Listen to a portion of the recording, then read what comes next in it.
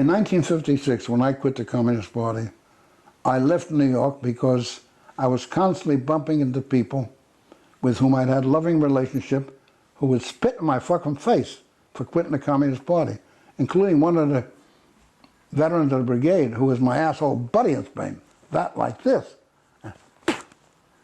I wanted to know no more of that. So I made a radical turn and came to California.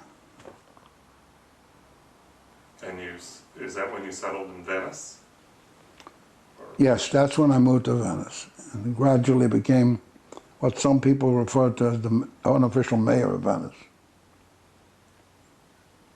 Venice was a big experience for me too, because I learned that it's possible to be City Hall sometimes. And I learned a lot about getting media attention. Really front-page media attention. The tricks of doing it, you know. So I did get a lot of that. And I liked it. It's nice. It's useful to the movement and it's good for your ego. And I always took good care of my ego. I don't buy this bullshit. Oh, you can't be too egotistical. Most of the people say that ain't got no fucking ego. So they can say it, you know. It's one of the best things a person can have, as long as it has foundation. Yeah, as long as it's based on some reality. I know I'm not just another guy. I'm not another guy. If I am, I've wasted a lot of fucking time, man. No. I've got a lot of warts. I've done a lot of fucked up things. But I am a small giant.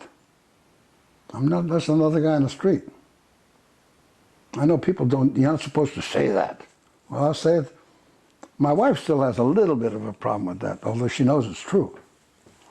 That's why she hangs in there. It's true. If I do something worthwhile, I've learned, let it be known, because it'll help you do the next thing worthwhile.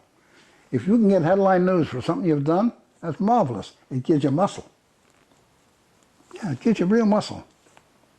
To be able to say, shit, man, I have front page in the New York Times, LA Times, the Hearst Press, all that. People listen. Yeah, they do. They do. And some people, talking at the university gives you muscle. So when I say I've lectured at 400 universities, I could have been selling shit, but it got me a job at UCLA. They didn't know who the fuck I was, and they gave me a teaching job because I had lectured at so many universities. It took them 7 years to figure out what I was doing, and then they fired me. No, they didn't fire me. They let me go I was on discretionary funds. They ran out of discretionary funds. But to me, the key thing of all the things I've said is, I learned a lot in all those years, but basically, I was a radical humanist when I was a kid, and I am to this day.